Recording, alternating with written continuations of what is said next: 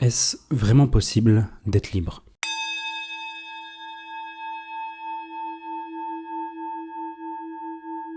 J'ai eu la chance d'être contraint à commencer ma vie assez jeune. J'étais beau, puissant, assez respecté, j'ai gagné bien ma vie. Je bossais dur et savais que l'école ne m'aiderait pas à atteindre mes objectifs. Quel objectif? Je ne savais pas vraiment. Après tout, c'est pas comme si quelqu'un nous aidait à trouver notre voie. J'ai compris que le travail paie.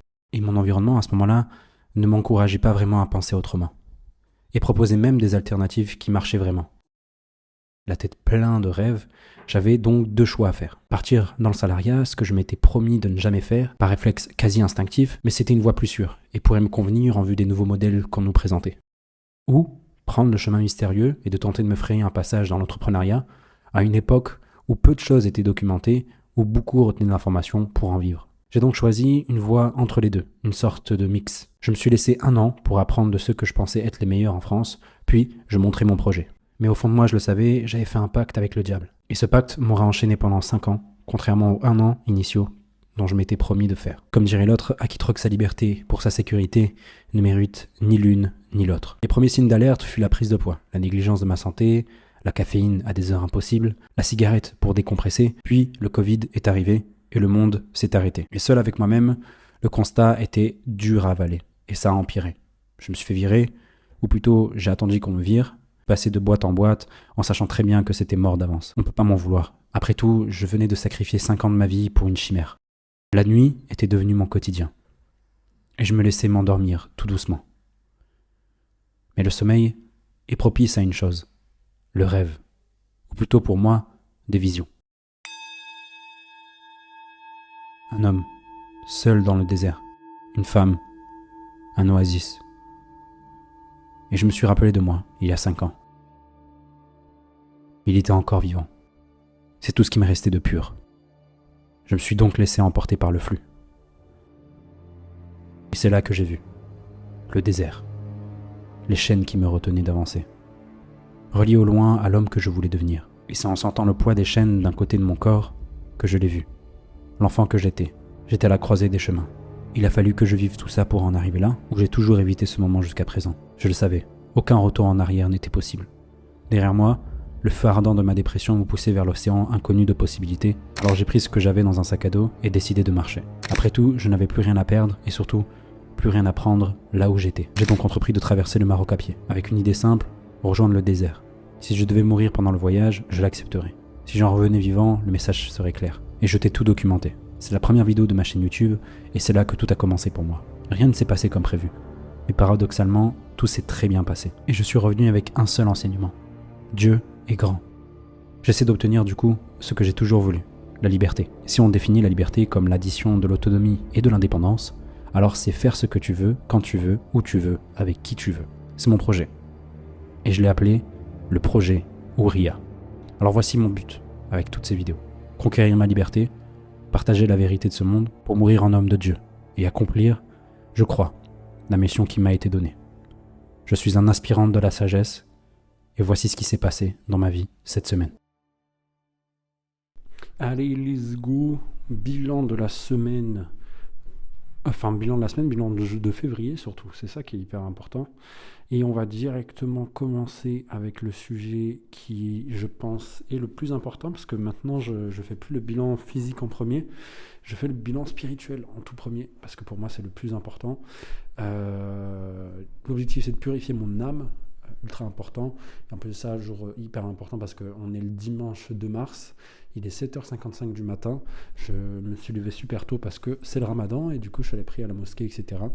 Alors, du coup, pourquoi cet objectif est hyper important pour moi de purifier mon âme? Tout simplement parce que je veux aller au paradis, tout simplement. Et aussi, c'est un objectif qui est un peu particulier, contrairement aux deux autres que j'essaie d'atteindre, c'est qu'ils sont il n'est pas forcément très quantifiable. On ne peut pas quantifier le bonheur ou la purification de son âme, je pense. Et enfin, pourquoi il est important? Parce que tout simplement, je trouve que cette dunya est éphémère. Je ne veux pas trop m'y attacher pour être honnête avec vous, mais bon, j'y suis encore jusqu'à un moment où je veux rejoindre mon Seigneur. Donc l'objectif, c'est de trouver en fait finalement un équilibre et durant tout ce passage sur Terre finalement. Ce mois de février Le mois de février, il a été sous le signe de qui suis-je. C'était vraiment ça l'objectif que je m'étais donné, c'était de trouver une réponse à cette question-là. Et ça a été un mois où j'ai énormément réfléchi, avec beaucoup de fois des crises existentielles qui sont retrouvées sur mon chemin. J'ai cherché pendant tout le mois en fait, de février des modèles pour mieux me comprendre moi, mieux comprendre le monde qui m'entoure, et ce qui m'a poussé à mettre en pause d'autres objectifs. Enfin, voilà, clairement, quand tu essaies de trouver des réponses sur ta vie, c'est compliqué. Et en fait, étant dans ce travail, je me suis rendu compte qu'en fait, depuis 2015 à peu près, je fais ce travail de documentation que j'ai. Alors, j'ai des journaux, j'écris mes réflexions. Ça a commencé par écrit au début, et après ensuite, j'ai tout centralisé sur Notion, donc l'outil que j'utilise au quotidien pour... Désolé, je suis un peu fatigué. Que j'utilise au quotidien pour tout simplement, voilà... travailler, et du coup dessus j'ai un journal sur lequel je tiens toutes mes réflexions. Et en fait ça n'a pas été j'ai pas eu de grosses révélations, on va dire, sur le mois de février, parce qu'en fait tout simplement je me suis posé pour réfléchir à ça, et du coup je me suis rendu compte qu'en fait depuis déjà un bon moment je sais à peu près ce que je veux dans ma vie, que ce soit d'un point de vue matériel, mais aussi d'un point de vue spirituel, etc. Et en fait une chose est revenue souvent et que j'ai beaucoup oublié, c'est que j'ai toujours su, et ça depuis très longtemps, qu'en fait comprendre, avoir la science, tout simplement comprendre le monde dans lequel tu gravites, c'est sans doute un des meilleurs moyens finalement de savoir dans quel monde tu vas aller. Et donc du coup, je vous en avais déjà parlé, on va dire, durant cette dernière semaine, mais j'ai toujours voulu en fait finalement écrire un livre qui est en fait un guide pour moi-même, mais aussi un guide que je me suis toujours dit que j'allais donner à mon fils, qui lui permettra tout simplement, une fois que c'est lu, c'est en fait un plan structuré pour comprendre le monde qui t'entoure, passant de macro à micro. On en avait déjà parlé pendant ce mois de février. Et j'ai du coup fini le plan de ce livre-là, où vous savez quoi, je vais vous le présenter rapidement. Comme ça, au moins, c'est fait. Je suis désolé, je fais ça en mode freestyle. Mais voilà, il est juste là. Et en gros, j'ai déjà commencé à travailler des idées de titres, des idées de cover aussi du livre. Mais en gros, le plan, pour vous la faire simple, il y aura une introduction toute bête qui est en fait un témoignage, qui va commencer par un témoignage personnel, qui va tourner de pourquoi en fait tout simplement j'écris ce livre. L'objectif du livre, qui en fait l'objectif c'est d'offrir une grille de lecture du monde à tous ceux qui veulent faire le grand saut, et surtout surtout connaître les vraies contraintes qui s'imposent à eux une fois qu'ils ont fait ce grand saut. La structure du livre, c'est une progression en 3 parties, du plus universel au plus personnel. Et la méthode utilisée, ça va être promesse, proof, plan à chaque chapitre.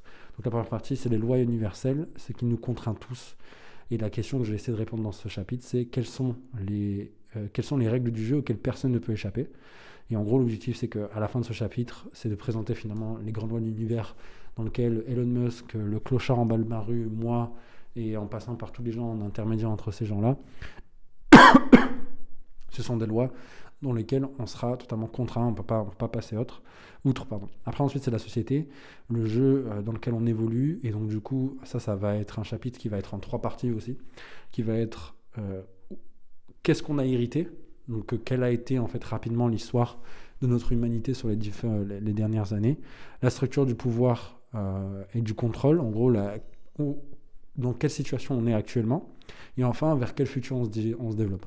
Alors il y a des livres de cette taille-là, comme par exemple Homo Deus, que j'ai lu en décembre, il me semble que j'ai fini en 2025, qui en fait reprend ça avec Homo Sapiens, avec Sapiens aussi, qui reprend aussi tout ça. Donc ça, c'est des livres qui sont assez costauds. Mais moi, l'objectif, c'est de vraiment faire des parties assez condensées de ça, et qui vont assez vite. Pourquoi ? Parce que j'estime que la personne qui va lire ce livre-là est déjà dans une forme de réflexion. Je pense que quand tu lis le livre que je vais produire, tu es déjà dans une forme de réflexion, et en fait, tu n'as pas juste les puzzles qui sont mis en place pour que ce soit assez structuré pour toi, pour te dire, ok, tout va bien. Et enfin, la 3e partie, c'est l'individu. Et en fait, cette partie-là, c'est parler des 3 prisons dans lesquelles on se retrouve. Donc, ça veut dire la prison corporelle, c'est les limites biologiques, la prison mentale et la prison spirituelle. Et enfin, on partira sur une conclusion, où en gros, sur cette conclusion, une fois que j'avais fait l'état des lieux de toutes les contraintes que qu'une personne peut être soumise à, lui faire une conclusion en disant comment tu peux t'émanciper rapidement, qui sera un peu une conclusion et plutôt une outroduction, on va dire, du livre, qui pourra potentiellement amener à un développement peut-être dans un deuxième livre, etc., qui sera un peu plus, on va dire, idéologique dans la manière de faire, quoi. Qui proposera en fait tout simplement des propositions pour une meilleure société. Voilà, donc j'ai déjà même limite une deuxième idée de livre en tête. Et donc du coup, une fois que j'ai fait ce plan, c'était mon objectif, on va dire, sur février, c'est de créer ce plan-là. Et donc du coup, voilà, j'ai un plan. Et du coup, j'aimerais bien que pour ce mois-ci qui arrive, je ne sais pas voilà, donc c'était un peu ça. Pardon. On va voir après quels sont mes objectifs pour le mois qui arrive, sur le mois de mars. Désolé, hein, j'ai fait ma petite structure, j'aimerais bien la suivre. Et donc du coup, après tout ça, je me pose une question toute bête, c'est qui suis-je? Parce que c'était ça un peu l'objectif de ce mois-ci. Du coup, je pense que je suis une personne qui est plutôt apaisée, de manière générale. Donc si on me prend dans mon état tranquille et que j'ai pas comment dire, de choses extérieures qui me font penser à des choses qui me saoulent. Je suis plutôt quelqu'un d'apaisé, et je pense que tout le monde est comme ça d'ailleurs. Mais par contre, toute ma vie, j'ai eu ce gros problème où je me sentais pas à ma place. Ça, c'est un gros problème que je pense que beaucoup de gens rencontrent.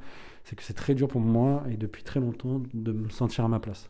Et ça, pour une raison simple, c'est que je suis assez sensible à l'environnement qui m'entoure. Et j'avais du mal à faire abstraction de ce qui m'entoure. Et donc, du coup, sachant que tout le monde a la peur du changement, si en plus de ça, tu es dans un environnement où c'est très dur pour toi de faire abstraction pour des raisons simples, c'est que en fait, je vais être honnête avec vous, j'ai vécu dans des environnements où il fallait tout le temps être sur le qui-vive dans ma vie. Et ce qui fait que ça se répercute aujourd'hui dans ma vie, c'est que j'ai beaucoup de mal finalement à faire abstraction à l'environnement qui m'entoure, parce que toute ma vie, j'ai appris à être vigilant tout le temps. Et en plus de ça, tu rajoutes la peur forcément du changement que tout le monde, je pense, rencontre, qui est en fait très dur à surpasser. Et si en plus de ça, tu as eu une programmation qui fait que le moindre truc extérieur te fait chier et qu'il faut être sur le qui-vive, c'est très dur pour toi de te focus et de te dire ok, je peux passer ce pas-là. Mais je commence à lever les ancres, je vais être honnête avec vous, depuis que j'ai fait ces vidéos-là, que je vous documente un peu mon parcours, et surtout depuis que j'ai fait ce voyage au Maroc, qui est la première vidéo de cette chaîne YouTube. En fait, je me rends compte que ça va un peu mieux, j'avance, on va dire. Si je regarde un peu par rapport au passé et que je fais un peu de l'introspection et je reviens dans mon passé, ça va mieux, je vais de mieux en mieux et j'avance vraiment pour le coup, et ça fait vraiment plaisir. Mais voilà, j'ai toujours beaucoup de colère et de réflexion déjà envers moi, parce que des fois je flanche, et ça m'énerve énormément, mais aussi envers la société, que je trouve vraiment inconsciente. C'est dur, quoi. C'est dur de vivre dans cette société. Enfin, je pense que c'est le fil conducteur un peu de tout ça. Et la conclusion utile, c'est que même si dans le fond je cherche à construire de la sécurité, c'est pour ça que je suis autant enclin à aller construire des projets de sécurité, construire une épargne de sécurité, aller construire une ferme autonome, etc. Je sais que tout ça est une illusion, et que finalement, même après tout ça, même après ce que j'ai construit tout ça, je suis pas sûr d'être aussi apaisé que ça, et c'est un peu chiant. Même si je pense que dans le fond, si j'ai une ferme autonome et un peu d'argent de côté, je pense que je serai encore mieux. Je serai encore mieux que ce que je suis actuellement. Je ne serai pas misérable. C'est ça que j'essaie de vous faire comprendre. Et être heureux à tout prix, je pense que c'est possible d'atteindre ce niveau-là, mais c'est au prix de sacrifices que je ne suis pas prêt à faire, qui sont très liés à mon ego. Et j'ai beaucoup de mal encore à se détacher de ça, parce que s'il faut être Bouddha et être totalement dans un délire un peu tu vois, spirituel, machin truc bidule comme ça va être compliqué pour moi. Et d'ailleurs, je pense que pas mal de gens l'ont vu, et notamment dans les derniers commentaires, les commentaires que j'ai eus par rapport à ma vidéo de la semaine dernière. D'ailleurs, je vous remercie aux 2 personnes qui ont commenté.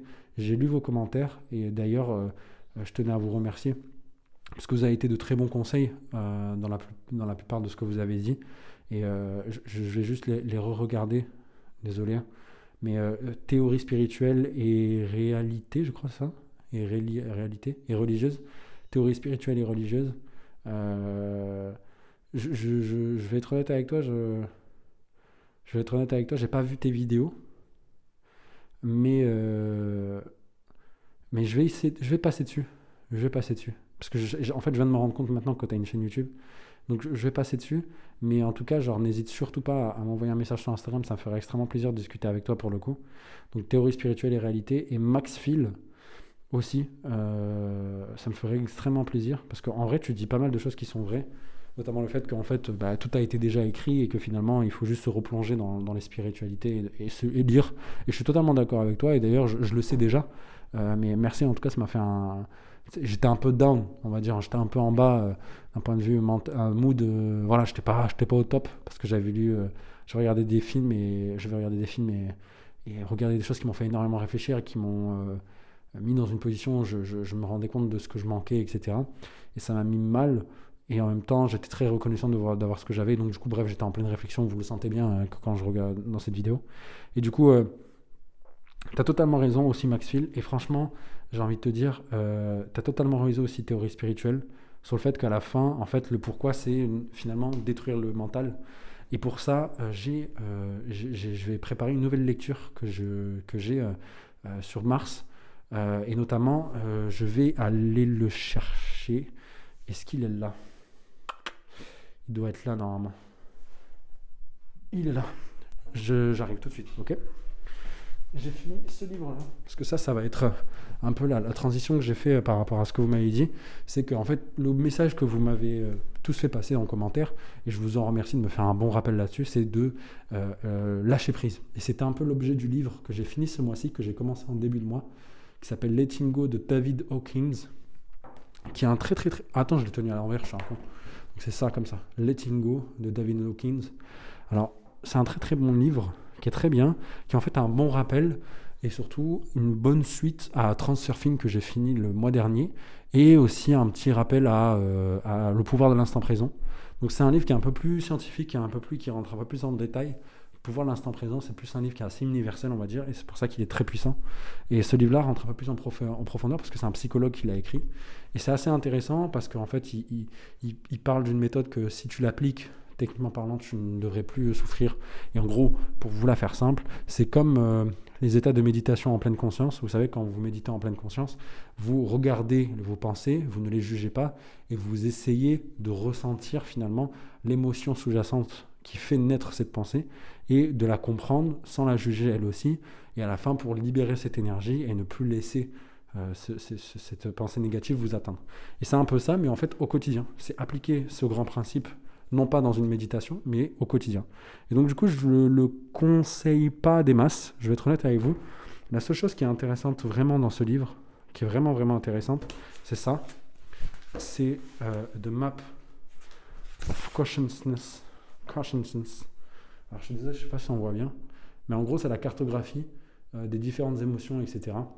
Et c'est super intéressant, allez faire vos propres recherches, il y a des schémas qui sont bien plus jolis que celui qui est dans le livre, et c'est pour cette raison que ce livre est intéressant, c'est qu'il reprend en fait point par point les différents niveaux de conscience et reprennent la suite. Donc c'est un très très bon livre, je ne vais pas vous mentir, mais ça manque un peu plus de comment y arriver.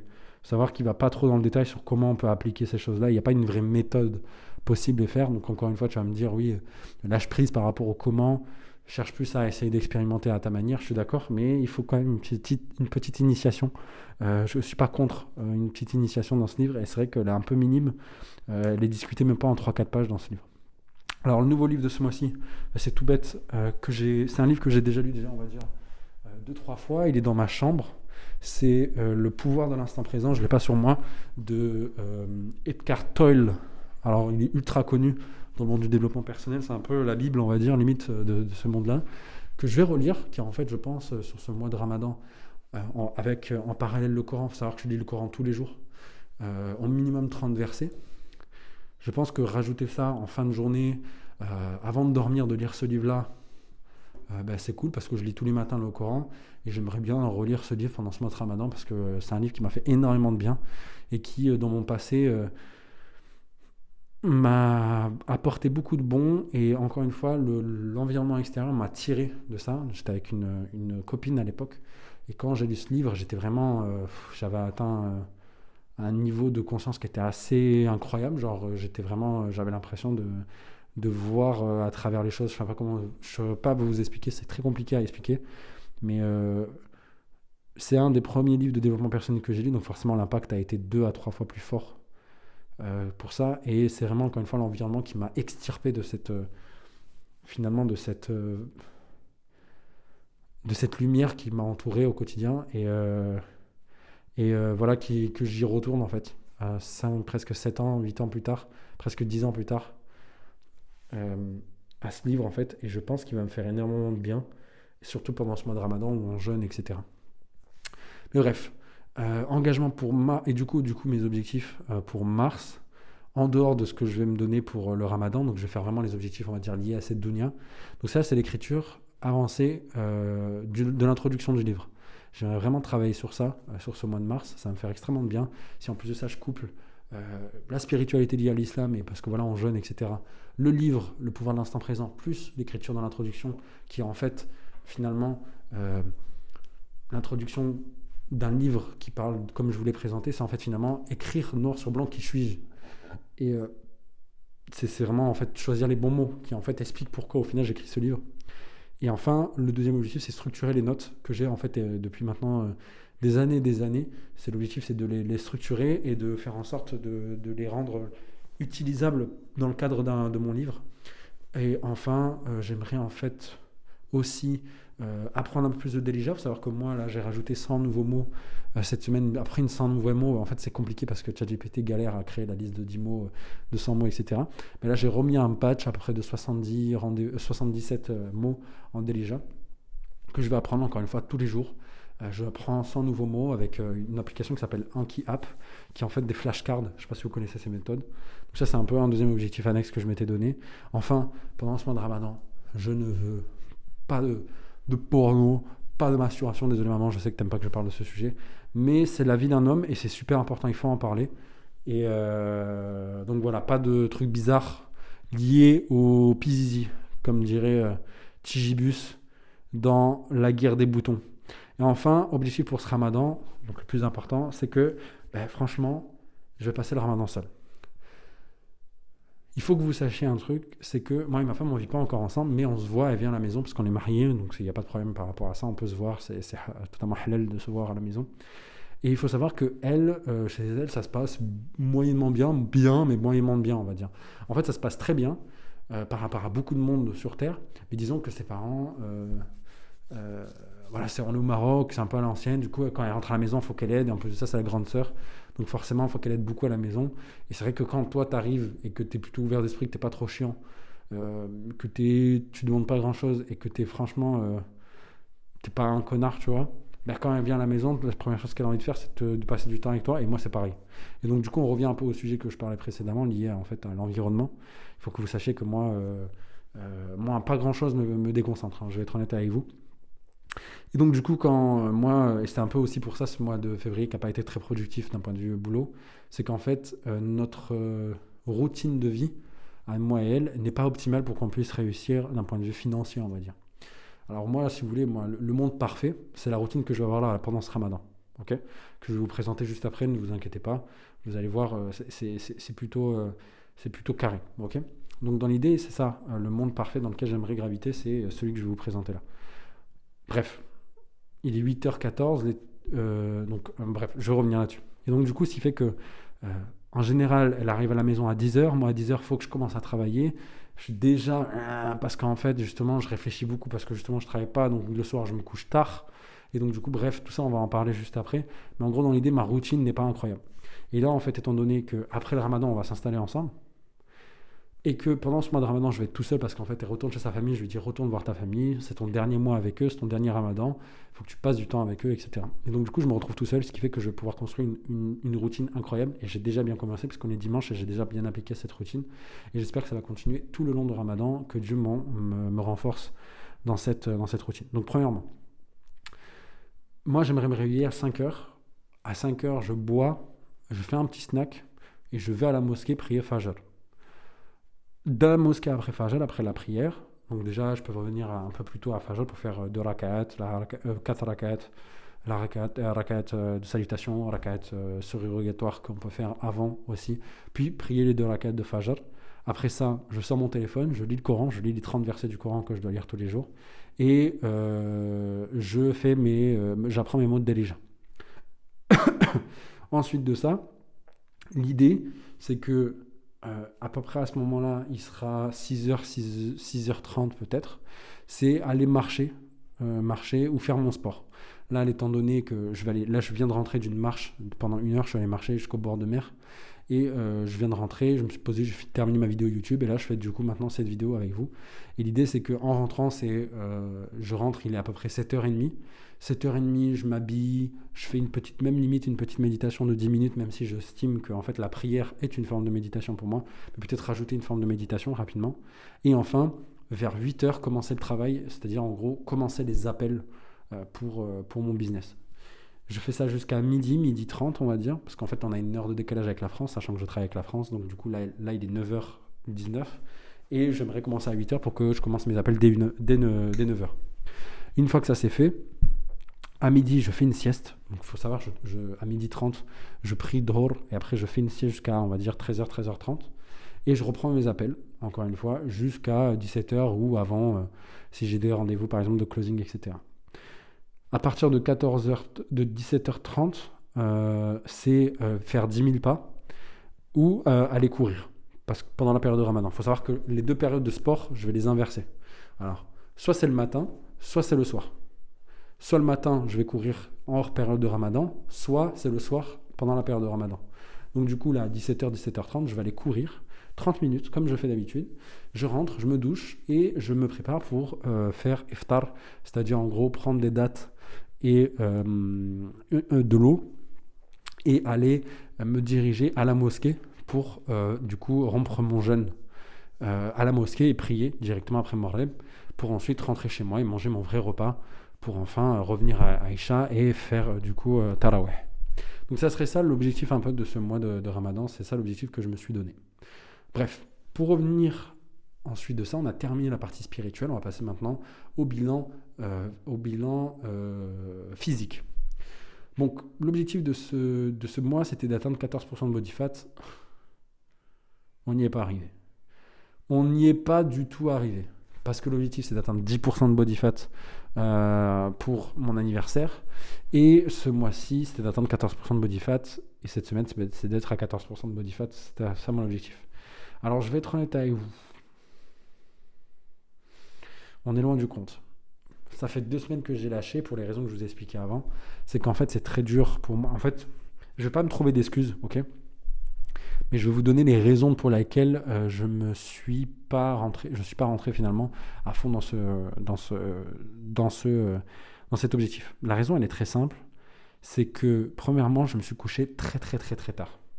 Parce que je ruminais énormément mes pensées mauvaises dans ma tête. Et encore hier soir, je vais être honnête avec vous, j'ai pas beaucoup dormi, j'ai dormi peut-être 3 heures.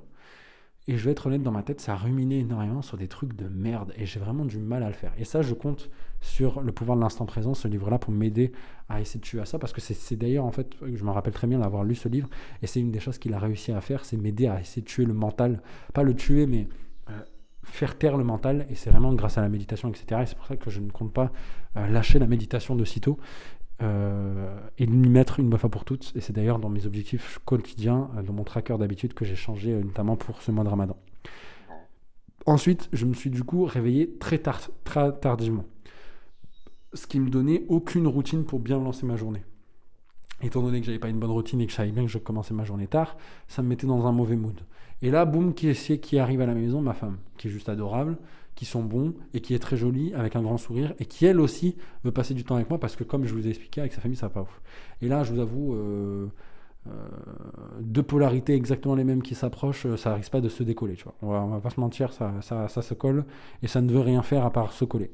Donc j'ai aucune excuse, hein, je vais être très honnête avec vous, j'ai juste déconné et je me suis pas remis en place. Mais c'est vrai que c'est très dur et j'espère qu'une fois qu'on vivra ensemble, on aura une bonne routine. On en a même déjà parlé vendredi d'ailleurs, parce qu'on sent bien que c'est un sujet et on a verbalisé ça, enfin j'ai verbalisé ça avec elle.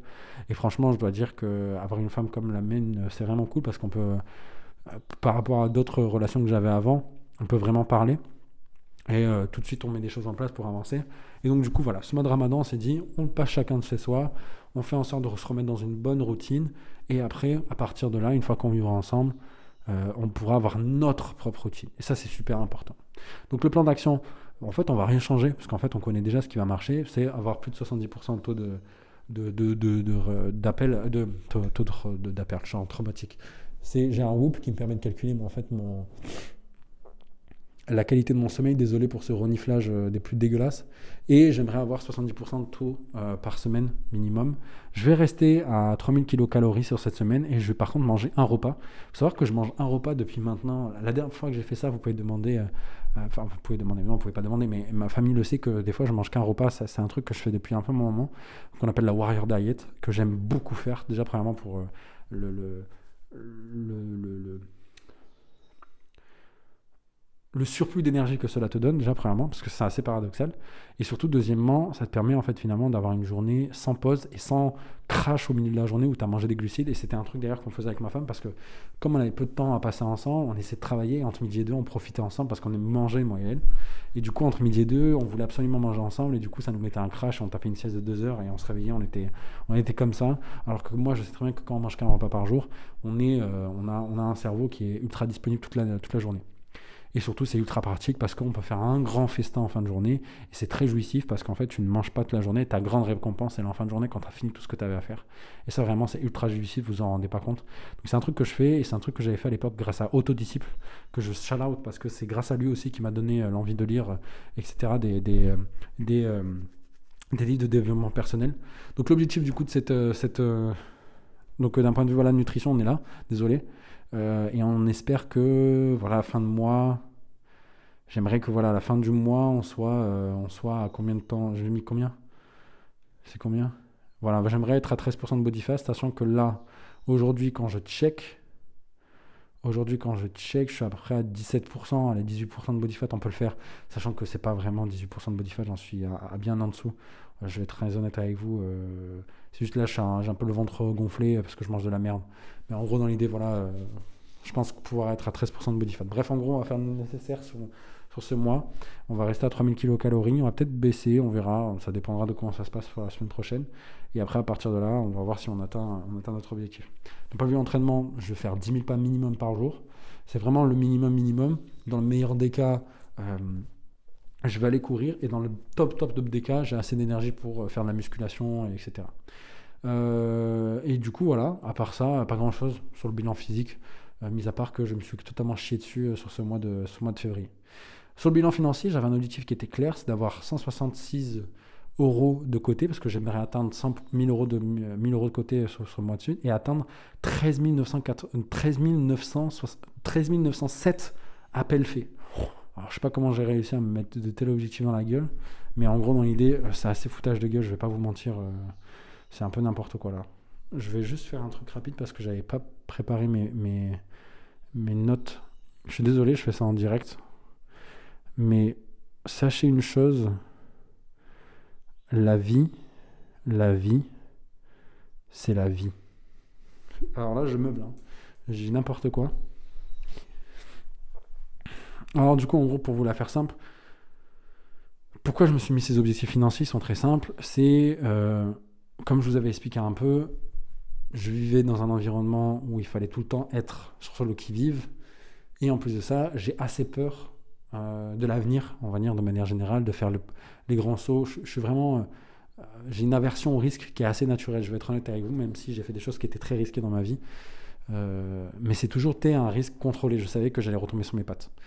Et du coup, mon objectif finalement, c'est qu'avec cet objectif financier, je peux financer plusieurs choses. Déjà, premièrement, une certaine sécurité financière, mais aussi une certaine sécurité tout court, qui est en fait la construction d'une ferme autonome dans un pays sûr.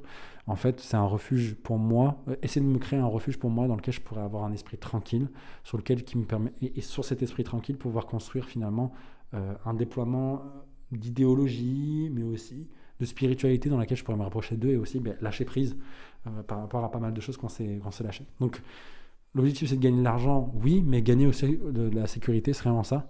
Avant, je me battais contre du vent, j'ai envie de dire, mais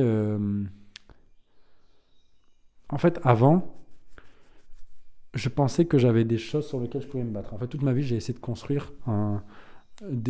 me construire un combat, on va dire. Par exemple, quand on se disait avec un pote, ouais, t'es mon meilleur pote, pour moi, c'était vraiment ça. Je mourrais pour lui. Je pouvais mourir pour lui.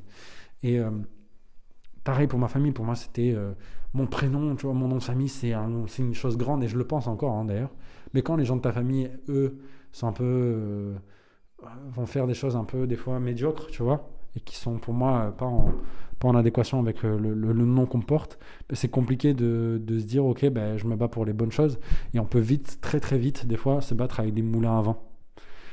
Et en fait, moi, j'ai arrêté, depuis mon voyage avec le Maroc, j'ai arrêté de me battre avec ces gens-là et je me suis dit, bah, ok, si je veux que mon nom rayonne, je dois en fait sortir des gens qui sont médiocres et construire mon propre truc pour que finalement les gens euh, pensent que mon nom rayonne vraiment comme quelque chose qui me correspond.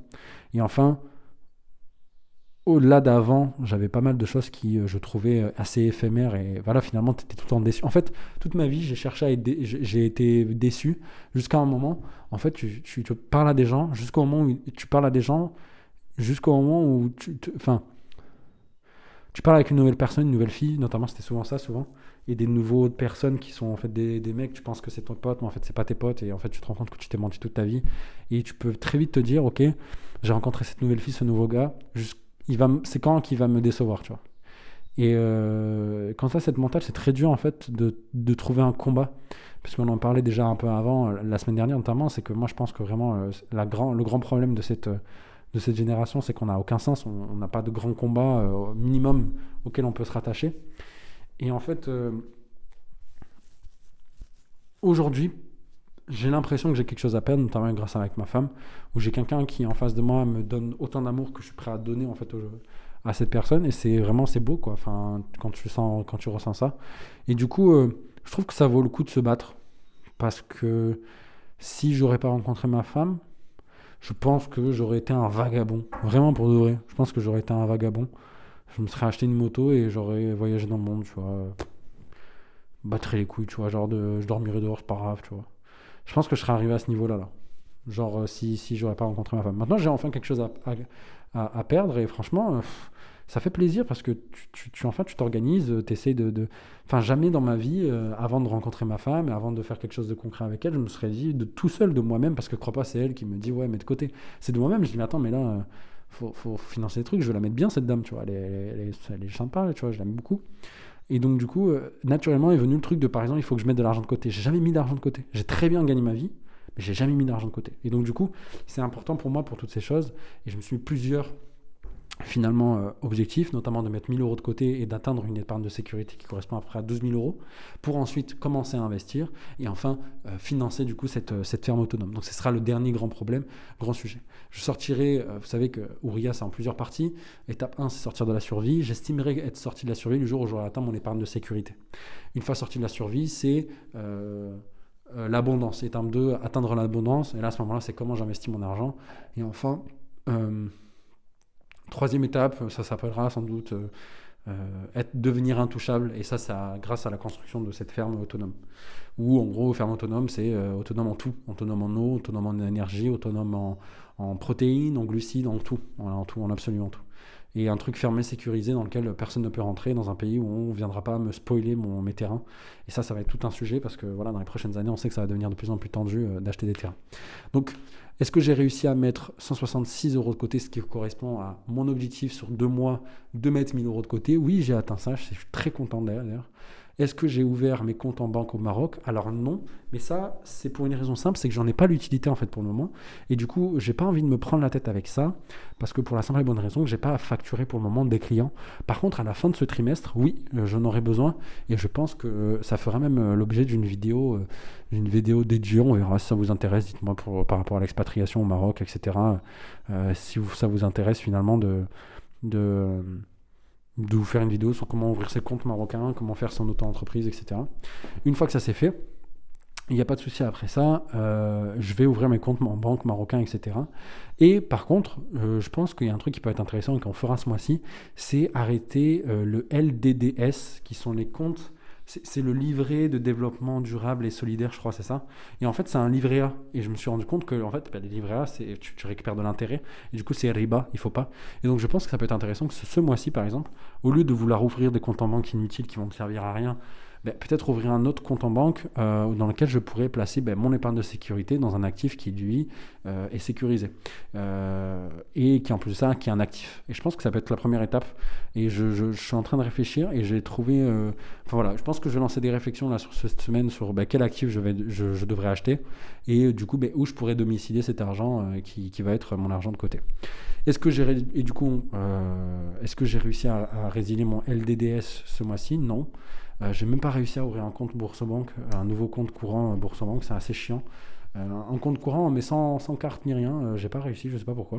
Donc je vais peut-être m'y mettre ce mois-ci pour le faire. Et enfin, est-ce que j'ai atteint de mettre 1500 euros de côté? Non, je mets en déficit pour être honnête avec vous. Je suis presque en déficit de 1000 euros à la fin de ce mois, pour la simple et bonne raison que j'ai pas vraiment bossé de fou. Et ce déficit aurait pu être beaucoup plus gros, sachant que j'ai eu de la chance. J'ai réussi à qualifier 2 rendez-vous pour eux ce mois-ci. La semaine dernière pour le client avec lequel ça se passe bien, donc pour vous dire encore une fois, et les 2 autres non, ils cassent les couilles, j'en ai un peu marre, je vais être honnête avec vous. Le client chiant, je lui ai amené un rendez-vous avec Boucheron.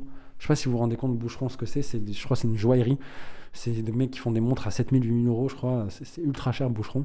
Et le gars, je lui amène un rendez-vous avec la responsable formation et lui dit juste ouais, on n'a pas trop de budget en ce moment, mais frère, il me dit ouais, il n'y a pas de projet, ciao, tu vois. Mais t'es sérieux ou quoi, genre? T'as la responsable formation de Boucheron.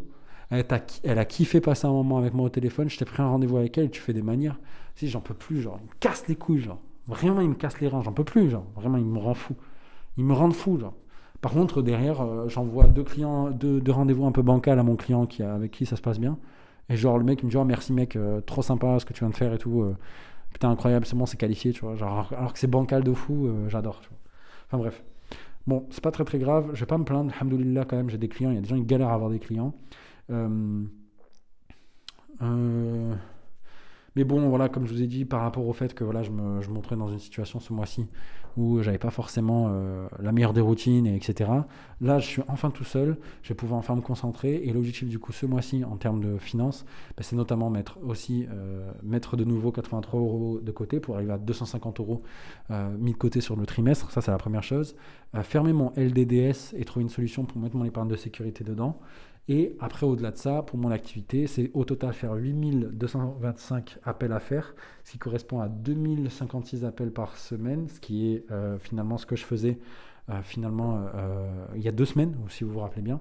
Et enfin, par jour, ça correspond à 600 appels, ce qui est largement faisable pour moi.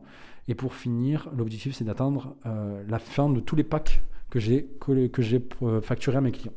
Et enfin, comment je vais arriver à faire ça? Écoutez, je vais gonfler le nombre de personnes à appeler, je vais relancer ceux que j'ai déjà contactés, on va dire en décembre et en janvier, qui ont pas répondu, donc je vais redoubler sur eux, parce que je vous avoue, ça coûte cher en fait de construire des listes. Et en fait, et je vais taper aussi les listes que j'ai construites cette semaine, parce que cette semaine, je n'ai pas du tout appelé, pour la simple et bonne raison que je voulais me reposer avant le ramadan. Et j'ai bien fait. Et du coup, voilà, c'est un peu ça pour le mois de février. Je vous remercie en tout cas, et encore une fois, je remercie les personnes qui ont commenté ma dernière vidéo. Vraiment, pour le coup, ça me fait grave plaisir qu'on parle de ce genre de sujet. Alors, Maxfield, je sais que t'as pas de vidéo, mais par contre, ouais, théorie spirituelle et religieuse, je vais aller regarder une ou deux de tes vidéos. Et vraiment, n'hésite surtout pas à m'envoyer un message sur Instagram. T'as mon Instagram en description, n'hésite surtout pas. Voilà. Je vous souhaite une excellente semaine, prenez soin de vous et surtout très très bon ramadan à vous. Prenez soin de vous.